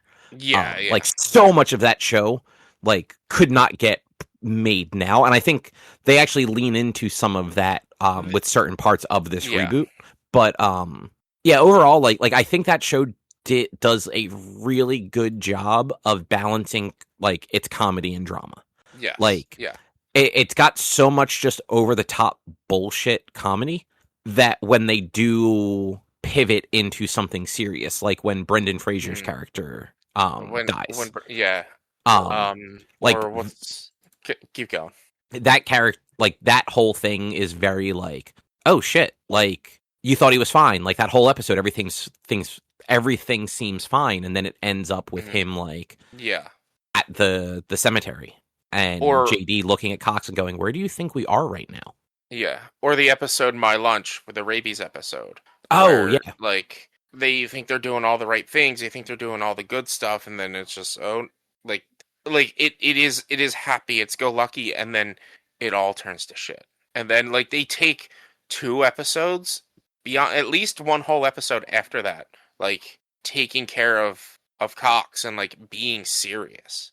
Like the show did, you're right, it did a really good job at both the sillies and the serious. yeah, right. Because that's the one where like Cox kind of just leaves after that because Mhm. the one guy that died from rabies didn't really need the organ. Yeah. Like he needed it, but like he would have been fine waiting for another donor. Yeah, he would have been fine waiting for for like a And year or something. yeah, Yeah. and like especially like they had I forget that character, not the guy that died, but the woman who died. I forget her character's name, but like they had built her up over 5 seasons, I want to say, hmm as like that recurring character in the hospital who like was constantly reaching out for help, basically, Yeah. Yeah. without reaching out for help, to the point where that was the same one where like JD had like bumped into her at like I think the store, right, and like Yeah. kind of like gotten like stuck at lunch with her even though he didn't want to be, hmm and like he Yeah. just assumed it was like like looking back on it, he assumed that like she purposely overdosed or something. Scrubs was one of the first series I can think of that took mental health in a serious way. And that Yeah. like that episode right there and a couple of episodes with her, and there's a couple of episodes with mental health in general. There I was think there was there's the other one with her where it was like the second or third time she was in, and she was talking to them and kept just saying like everything was good, but like was dropping like real subtle hints, yeah. and like Cox and JD were just too wrapped up in other things to notice it. And it was like they had like a double date because it was the season where JD was dating Jordan's sister. hmm And so they were I at think that dinner. was They were at dinner, the four of them, and something gets said, and then Cox and JD look at each other, and they both get up and like yeah. rush back to the hospital 'Cause as she's leaving. I think that's the episode where he talks about how like every doctor spends no more than a minute or 2 minutes with their patient or something like that. And Yeah, like remember that because they're sitting there and there's a timer counting down as they're talking. And then there's also the episode where the woman has probably ALS, I believe, and she tried to take too much medicine to kill herself. She's like, I'm done. I'm gonna die in this husk anyway. Like, oh yeah. That do one it. of And like Elliot's patients. Elliot's patients, yeah, and it's just like they tackled a lot of heavy topics in that show that like even with some of the bits not necessarily making it being good for modern day, a lot of the topics they cover are well worth it. Are well worth a watch of the show. Yeah. I was gonna say something else about that stuff, and now I'm drawing a blank Mhm. on it. Fuck. Uh, well, until you figure that out, let's move on to the new series. It was 9 episodes, and Get renewed. Oh, the janitor. I wanted to mention the janitor. yeah, Um, I love the janitor. I think he's actually really funny. yeah, I don't know if you knew this, but I was reading up as we were watching it. Um, a bunch of the stuff that he does and says is improv. Mhm. Apparently, like I don't know if it was during I think it was during the first episode. He was supposed to just be a throwaway character. Like he Yep. was never supposed to show up again. And he did something like improv. They liked it so much that they kept writing him back into it, and that's why I think through the first season, he only ever interacts with JD. And so there's a Yeah. rumor that he may have actually not been almost like a snuffleupagus. Like he Yeah. wasn't really there. He was just JD's imagination fucking with Yeah. him. It was like season 2 where he finally starts interacting with other people. Yeah, there was like a fan theory that he was just a figment of JD's imagination for a while, because like it wasn't until a while into it that like he started interacting with like with Elliot and stuff. But yeah, it was he was supposed to just be a bit part, and yeah, he sold it. But yeah, like a bunch of like when he goes off on those just like random stories and like shit like that, a lot of that is apparently improv. Like he's Yeah. just kind of they give him the scene and then they're just like, all right, cool, now like just do whatever you want for a few Yeah. takes. They give him Nice. a script, and then once he's done, he does the script, and they're like, "All right, now let's see what else you got." And yeah, they just let. He was like one of the only actors that got to do that because he's such a good improviser. What's his name? I can't remember the actor's name, but he was the dad in the middle. Oh yeah, Neil Flynn. Neil Flynn, that's it. Yeah, he's a great actor. Yeah. But yeah, him and Cox were probably my two favorites, just because Mhm. like Cox is hard not to enjoy watching. Like for every time he's a complete asshole, he's then like a genuinely like lovable Yeah. character. Yeah. But yeah, and honestly, like I enjoyed the reboot. The first episode I was a little. The first episode didn't really click right away. Like I didn't enjoy the new characters all that much, and not because they were new. I just felt like that first episode they were just trying too hard with everything. But as that season went on, I feel like all of those like new characters actually kind of like fell into like their roles better and like worked with the show. Yeah. Yeah, I agree. As the season went on, it got better for sure. I was very not happy with a lot of the decisions they made with like again with JD and Elliot not being together. And a lot of it, like I listened to a majority of the Fake Doctor Girlfriends podcast. I stopped listening shortly after they finished the series. And like a lot of the things that they would talk about when they would talk about like what if we did a reboot would be a lot of the jokes that they had here with what's her name being the decency police or whatever, or like I can't remember what the character's name is, but basically being like, well, you can't say that, and like you can't do this or do that, and you She can't was the character I yell. liked the least, especially in that Yeah. first episode. And so with that, plus with the incorporation of like Dr. Tosh and like a couple of the other interns, a lot of the show just felt like it was made to be the inside joke for Zach and Donald from when they were making the podcast, because a lot of this was what they were saying they wanted, like somebody calling them out whenever they were being inappropriate, or like making fun of the newer generations for the way they do things. And this, like, it felt like they were so fucking old in the first couple of episodes, just making fun of the new generation and being like making fun of like mental health and safe spaces and stuff like that, like because they don't understand it. And like they were trying to target it as like it's something that like they are an older generation, these older doctors don't quite get like the need to not be burnt out because they were burnt out. Yeah. And, And like for what it's worth though, like that was also part of the setup is Cox got JD to stick around because he was no longer yeah, a person to be able to teach a generation Yeah. that isn't willing to work 18-hour shifts. yeah, and Cox is burnt out himself, and like being head of medicine for a hospital, I'm sure is not an easy job. No. Especially one so- that actually like gives a shit. Like Kelso didn't really care. yeah, But like Cox did. Yeah, so like the first couple of episodes, like it was hit or miss, and I was talking with another friend of mine. We were like basically on the same level. Like the episodes that had Carla in it, that had Cox in it, like they were good. Like the first episode, like although the new characters didn't quite hit, the rest of it with Carla, with Cox, with all of the old cast minus Ted, minus Kelso, and minus the janitor, like most of the original cast was there. Like it was good, but it just was missing something.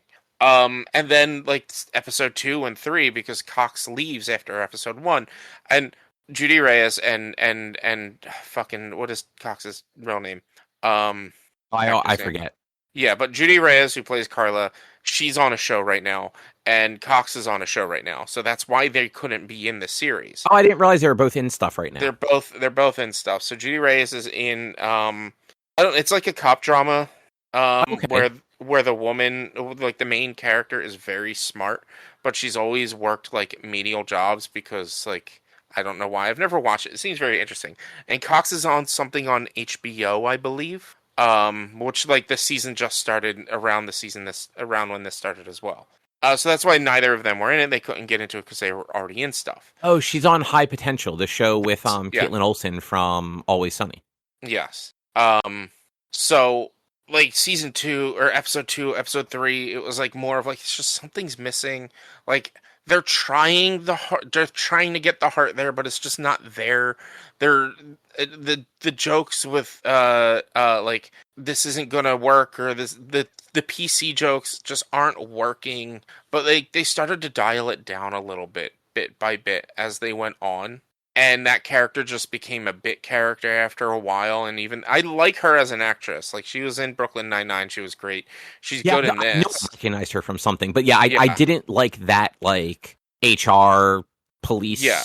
character. But like aside from her, like all the new interns, I think after like the second episode, they all kind of like Yeah. found like their footing a little bit better, and like Yeah. they found their footing with the characters, and also the writers figured out how to write them. Exactly. And 'Cause they were kind of caricatures in that first one. Like the one doctor was like obsessed with like her followers in TikTok, and like yeah. they pulled back on that very hard. Like Yeah. it was She's- still there, but it was not her. It wasn't her whole personality. personality. Yeah, and that's where like I felt the first, because like that was just really what Zach and Donald were making fun of during Fake Doctors Are All Friends, is the TikTok generation, this, that, and blah blah blah, and how like all these doctors are now influencers and stuff, like sort of making fun of like Dr. Mike type people and stuff like that. Right. And then as it went on, it like she was still the influencer, but it wasn't all about her followers. It wasn't all about this, and she was actually becoming more of a doctor in and of herself, and all of the characters started to just become better. Even Hot Doctor, they were giving all of them things to do and personalities outside of like caricatures. Yeah. And your core cast started to get more and more interactions with them and with each other too. Like I think one of the better scenes is there's a scene probably in like the middle-ish of the season where Turk and Elliot are like in like the doctor lounge talking, and Elliot's just like, we've been friends for 25 years, and the only thing you send me since JD and I divorced are like memes. Yeah. She's like, I miss my friend. Mm-hmm. And like, yeah, you know, that's fair. Like you guys have known each other just as long as, well, not as long as him and JD, but like as long as like her and JD had known each other. Yeah. And yeah, like it started to get the heart, but like I feel like some of the storylines they did kind of drop pretty quick. Calling Dr. Turk Dr. Bummer or whatever, like that ended after the first episode. I'm really bothered, and this goes back to the Elliot being private practice. I'm bothered at the fact that she still works at the hospital. So if she was private practice, she might not actually be private practice anymore. And she's definitely not, because she runs the training program with the dummies.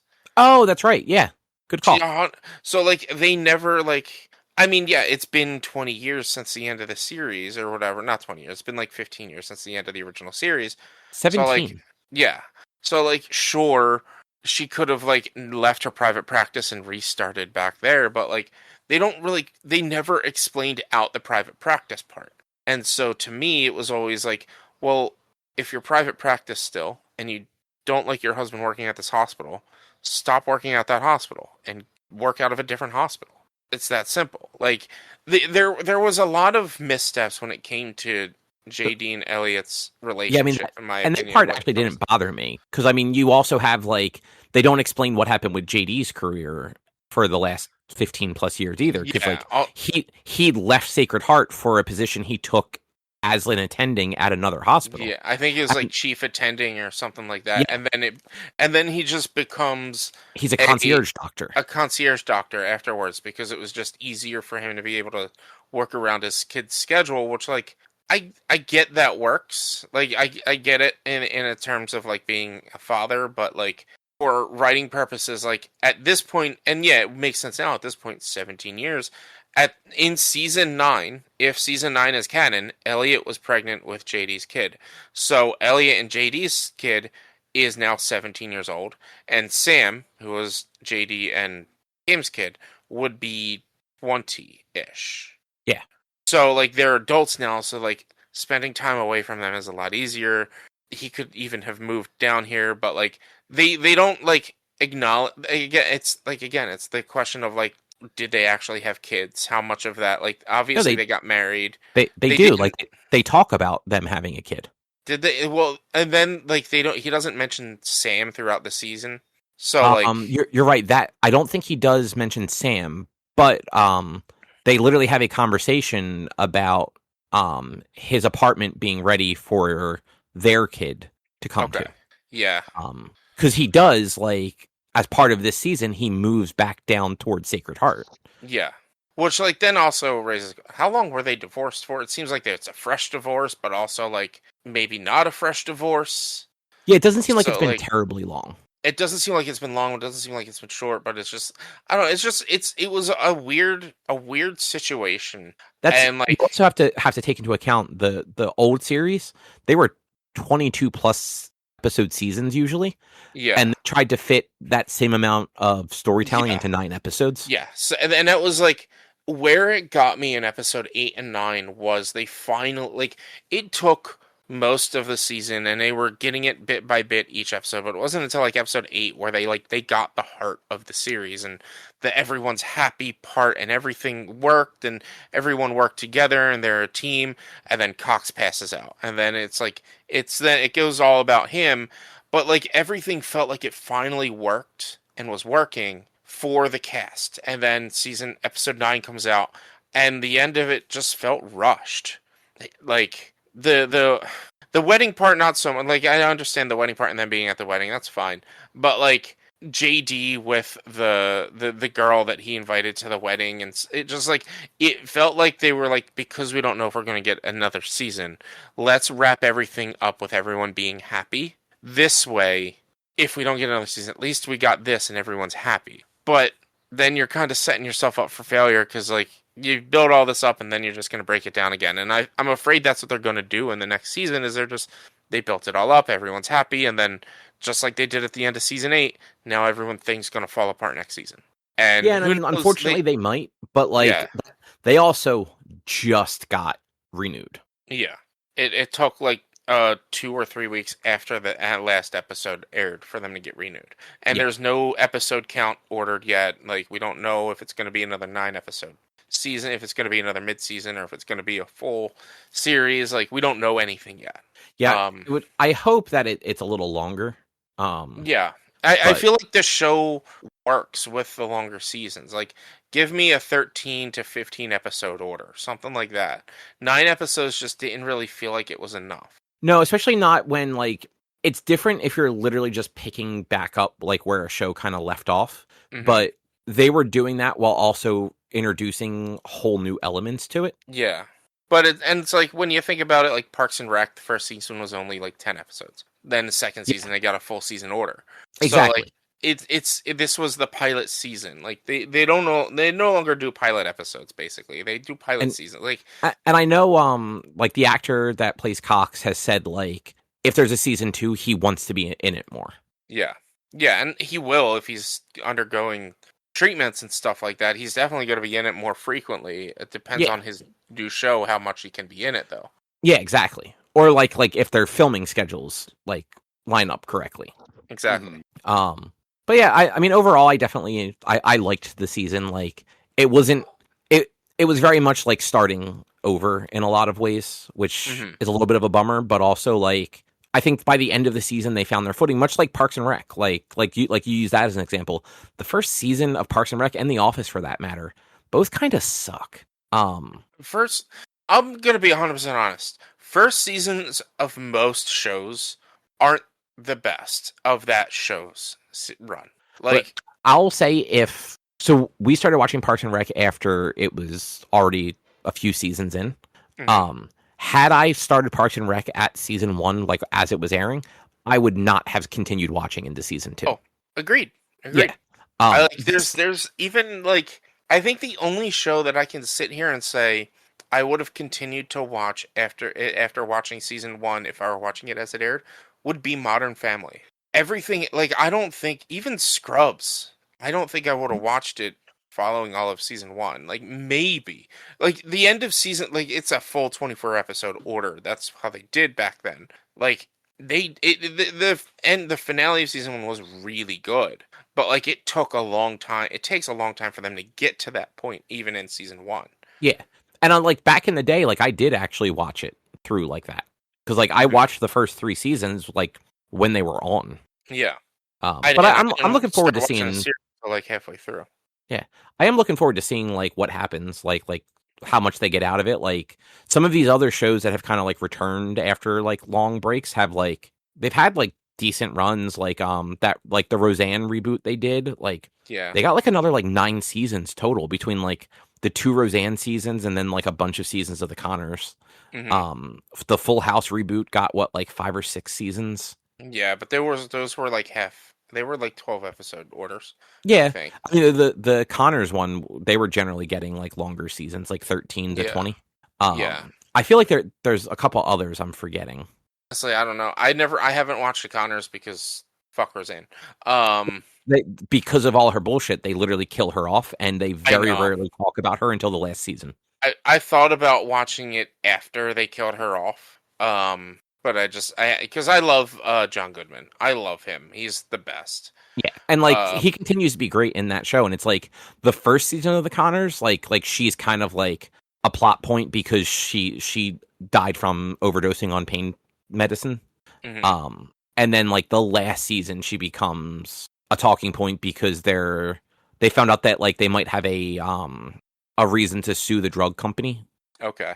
But like other than that, like she's not really talked about all that much in it. It very much becomes like its own show. Yeah. But yeah, I can't really think of any other old series that have rebooted besides that and Fuller House. Yeah, so in my head there were others, and I'm drawing a blank on all of them right now. It's not that important though either. Oh, the 90s show is really the only other one that I can think of. The what? That 90s show. Oh, right. I forgot about that. Yeah, I haven't even watched that first season. That show. I think it got a second season. I think it got 3. We watched it. It was fine. Like it was no worse than the original. I'm also not a big That 70s Show fan, so to me it just felt like more of that, only like a little more like family friendly. Yeah. But I think that'll probably be a show. Yeah. Sounds about right. Yeah. But yeah, if you'd like to find some more of our content, you can head over to www.one-quest.com. You can also help us out by supporting us at patreon.com/onequest. But if you can't support us there with your dollars, you can always go to your favorite podcast platforms, Apple Podcasts, YouTube, Spotify, rate us, review us, subscribe to us. Those things all help. We're also on social media, facebook.com/onequestonline or at @1_quest on Instagram and Twitter. And our YouTube channel is youtube.com/onequestvideo. I forgot Blue Sky. Blue Sky is at one-quest.com. Sorry. I didn't realize I had Outlook open in a tab from work, and I kept hearing the ding, and it was very fucking distracting. As like alert emails were coming through. Where was I? Social at one-quest.com is the email where you can send emails to. And Rich, what is your streaming looking like? Twitch.tv/me_walnuts for video game streaming, Monday, Tuesday, Thursday, and Sunday. Lies of P, and I don't know what else I'm going to get into following having finished Resident Evil 9. I might do some like cooperative games and stuff like Repo and Species Unknown for the next couple of weeks and stuff like that. So just come hang out. And thanks to everyone who interacted with my TikTok posts from the past 2 weeks. The entries were due by the 4th. So I will find out this upcoming Friday on the 8th whether I win or not, and I'll let you guys know next week. Nice. I was actually about to ask if we should still be sharing that. So thank you for just saying it. No, we don't need to share it anymore. And yeah, if I win, I win. If I don't, I don't. I'm planning on not winning. But if I do win, then I have to push back my stream anniversary because it is the weekend of my stream anniversary. The good reason to have to push that back. I just don't think I'm gonna win. I just don't think. I don't know. We'll see what happens. Yeah. But yeah, that'll do it. We'll be back next week with something else to talk about. Thanks for listening. Bye. See you. Bye.